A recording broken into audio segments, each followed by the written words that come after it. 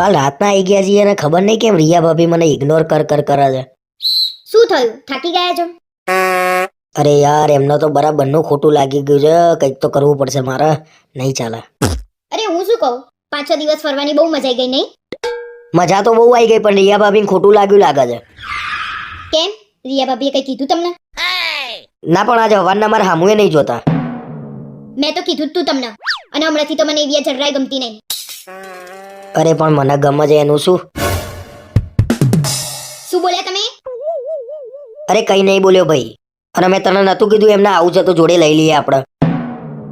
ના પણ તમારે લઈ જઈને શું કરવા હતા? હવે આડું આડું ના બોલે.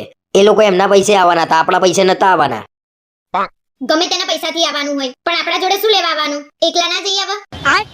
અરે એમને એવું હોય કે બધા જોડે જઈશું તો મજા આવશે. એકલા એકલા જઈએ તો કંટાળો ના આવે. પણ મારું કેવું એમ છે કે આપણા સિવાય બીજા કોઈ જોડે ના જઈ શકે. જઈએ કે પણ એમને ખોટું લાગ્યું હશે, શું કરીશું આપણે? પણ તમે કેમ આટલા બધા દુખી થઈને વાત કરો છો? તમારો બહુ પ્રેમ ઉભરાઈ જાય છે. અરે પણ હું પહેલાથી જ આવા સ્વભાવનો છું. મારાથી કોઈનું દુઃખ ના જોવાય.